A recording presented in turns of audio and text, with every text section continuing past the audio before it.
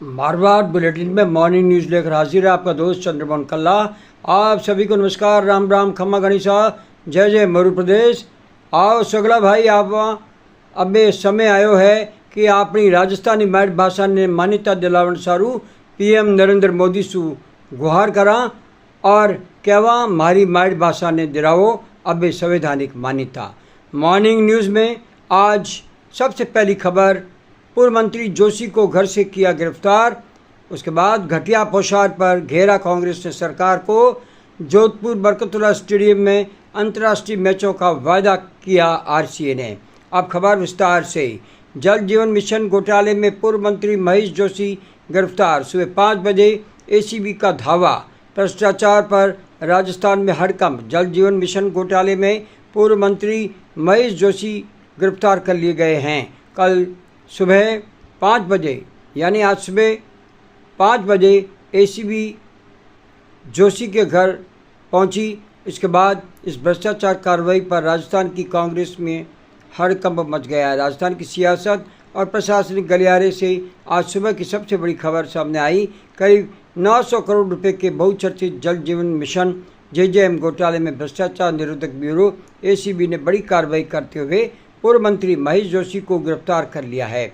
जयपुर के Saint colony स्थित उनके निवास पर गुरुवार सुबह ठीक 5 बजे एसीबी की एसआईटी ने छापेमारी कर इस गिरफ्तारी को अंजाम दिया। पूर्व मंत्री एसीबी के डीआईजी डॉक्टर रामेश्वर सिंह के नेतृत्व में टीम तड़के उनके निवास पर पावर हाउस रोड पर पहुंची।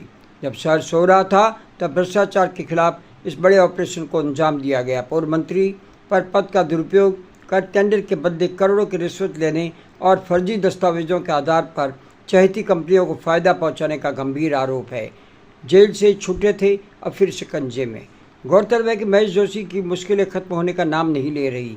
इससे पहले इसी घोटाले में मनी लॉन्ड्रिंग के मामले में अप्रैल 2025 में प्रवर्तन निदेशालय ईडी ने उन्हें अरेस्ट किया था। करीब 7 महीने जेल की सलाखें काटने के बाद 3 दिसंबर 2025 को उन्हें सुप्रीम कोर्ट से जमानत मिली थी, लेकिन एसीबी की इस ताज़ा कार्रवाई ने उन्हें फिर से सलाखों के पीछे धकेल दिया है। 900 करोड़ का खेल, फर्जी सर्टिफिकेट और भारी रिश्वत जांच में खुलासा हुआ है कि केंद्र सरकार की हर घर नल योजना में जमकर सेंधमारी की गई। श्री श्याम और श्री गणपति ट्यूबवेल कंपनियों ने फर्जी अनुभव प्रमाण पत्र लगाकर करोड़ों के टेंडर हत्याए। फर्जीवाड़ा, श्री गणपति कंपनी ने 859.2 करोड़ और श्री श्याम कंपनी ने 120.25 करोड़ के टेंडर गलत तरीके से हासिल किए। अधिकारियों पर गाज। इस मामले में अब तक पूर्व एसीएस सुबोध अग्रवाल सहित 22 अधिकारियों पर एफआईआर दर्ज हो चुकी है। 10 आरोपी पहले ही दबोचे जा चुके हैं।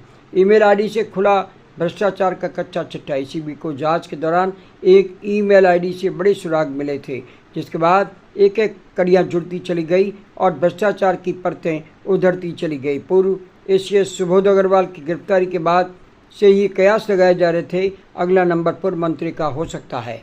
आज की इस गिरफ्तारी ने साफ कर दिया है कि जेजेएम घोटाले की आंच अब सत्ता के सबसे ऊंचे गलियारे तक पहुंच चुकी है। गहलोत डोटासरा झूली ने घेरा भजनलाल को।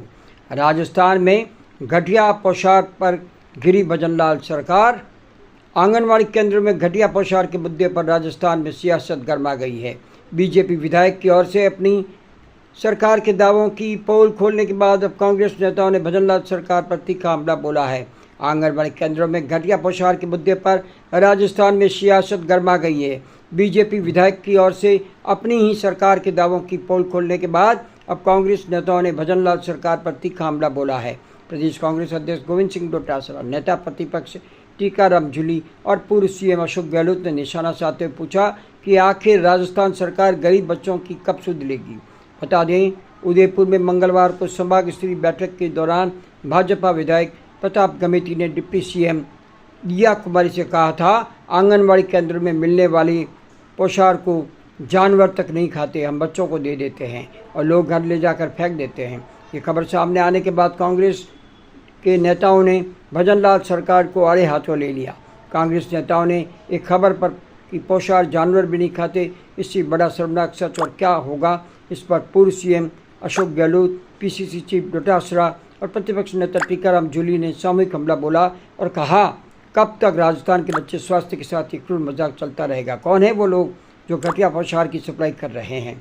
राजस्थान में आंगनबाड़ी में बच्चों और गर्भवती महिलाओं को दिया जाने वाला पोषाहार जानवर भी नहीं खाते। इससे बड़ा शर्मनाक सच और क्या होगा? भाजपा भ्रष्टाचार और मिलावटी चेहरे की ये सच्चाई स्वयं भाजपा के विधायक डिप्टी सीएम की मौजूदगी में उजागर कर रहे हैं।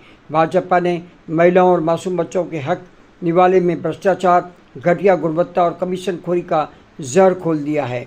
भाजपा सरकार को बताना चाहिए आखिर बच्चों के पोषण बजट पर कौन डाका डाल रहा है। कौन है वो लोग जो कमीशनखोरी के लिए घटिया पोषाहार की सप्लाई कर रहे हैं और स्वास्थ्य से खिलवाड़ कर रहे हैं? और कब तक राजस्थान के बच्चों के स्वास्थ्य के साथ क्रूर मजाक चलता रहेगा? पूर्व सीएम अशोक गहलोत ने कहा, खुद सत्ताधारी दल के विधायक ही आज सरकार के दावों की पोल खोल रहे हैं। पूर्व सीएम अशोक गहलोत ने एक्स पर लिखा कि राजस्थान की भाजपा सरकार में क्या चल रहा है। खुद सत्ताधारी दल के विधायक ही आज सरकार के दावों की पोल खोल रहे हैं। उदयपुर की समीक्षा बैठक में गोगुंदा से भाजपा विधायक प्रताप गमेती का ये कहना कि आंगनबाड़ी के पोषाहार को जानवर भी नहीं खाते बेहद विचलित करने वाला है। विशेषकर आदिवासी क्षेत्रों में बच्चों और गर्भवती महिलाओं के स्वास्थ्य के साथ ऐसा खिलवाड़ कतई बर्दाश्त नहीं किया जा सकता। उन्होंने आगे लिखा कि ये एक तरफ योजनाओं की क्रियान्वयन में भारी देरी और दूसरी तरफ मासूमों के निवाले में भ्रष्टाचार डिप्टी सीएम दिया कुमारी के सामने अपनों ने ही आईना दिखा दिया। भाजपा सरकार विज्ञापनों और बैठकों से आगे बढ़कर गरीबों बच्चों की सुध कब लेगी? क्या इस भ्रष्टाचार की कभी जांच होगी या आदिवासियों के हक पर ऐसे ही भ्रष्टाचार चलता रहेगा? जूली बोले, प्रदेश में सरकार नहीं बल्कि अव्यवस्था का तमाशा चल रहा है। नेता प्रतिपक्ष टीकाराम जूली ने एक्स पर लिखा कि सच अपने आप सामने आ जाता है जबकि झूठ को समझकर गढ़ना पड़ता है। भाजपा विधायक प्रताप गमेती ने सही कहा कि आंगनबाड़ी का पोषण आहार घर जाकर फेंका जा रहा है, उसे जानवर तक नहीं खाते क्योंकि इसमें भाजपा राज के भ्रष्टाचार की बू आ रही है। जब भाजपा के विधायक स्वयं संभाग स्तरीय बैठक में उप मुख्यमंत्री के सामने ये कहने को मजबूर हो गए कि आंगनबाड़ी का पोषण आहार फेंका जा रहा है और इसे जानवर भी नहीं खाते, तो ये साफ है कि प्रदेश में सरकार नहीं बल्कि अव्यवस्थाओं का तमाशा चल रहा है। फेल डबल इंजन सरकार में इससे ज़्यादा शर्मनाक और विफलता का उदाहरण क्या हो सकता है? सरकार पोषण और विकास के बड़े बड़े दावे करती है, लेकिन ज़मीनी हकीकत यह है कि पोषण आहार की गुणवत्ता इतनी बदहाल है कि अब अपने ही जनप्रतिनिधि इसका पोल खोल रहे हैं। खबर जोधपुर से। इस संवाददाता द्वारा समय समय पर उठाई गई मांग का असर आखिरकार काम आ गया और आरसीए आखिर पहुंच गया बरकतुल्ला स्टेडियम। राजस्थान क्रिकेट संघ आरसीए एडॉक कमेटी ने गत 5 मई 2026 को जोधपुर के बरकतुल्ला स्टेडियम का निरीक्षण किया। संयोजक मोहित यादव के नेतृत्व में टीम ने मैदान, पिच और पवेलियन का जायजा लिया और 2026-27 के घरेलू सत्र व आईपीएल के लिए स्टेडियम को अंतर्राष्ट्रीय मानकों के अनुरूप तैयार कर आगामी 4 महीने में बड़े मैच कराने का आश्वासन दिया। टीम में संयोजक मोहित यादव के साथ सदस्य धनंजय सिंह खेसर, आशीष तिवारी और हरीश सिंह भी शामिल थे। इस दौरे का मुख्य उद्देश्य बीसीसीआई के आगामी घरेलू सत्र 2026-27 और अन्य बड़ी प्रतियोगिता की मेजबानी के लिए बरकतुल्ला स्टेडियम की वर्तमान स्थिति का आकलन करना था। कमेटी का बयान और निर्देश। सुधार की आवश्यकता। एडॉक कमेटी ने माना कि स्टेडियम में मुख्य मैदान और पिच की हालत में सुधार की गुंजाइश है। उन्होंने अनुभवी ग्राउंड स्टाफ और क्यूरेटर जैसे तापस चटर्जी को मैदान तैयार करने की जिम्मेदारी सौंपी है। 4 महीने में मैच का वायदा। कमेटी के सदस्यों ने कहा कि अगले 4 महीनों में स्टेडियम को इतना बेहतर बनाया जाएगा यहाँ बीसीसीआई के मैच आयोजित हो सके। आईपीएल स्तर की सुविधाएं। कमेटी ने माना कि स्टेडियम अंतर्राष्ट्रीय मैचों के अनुकूल है।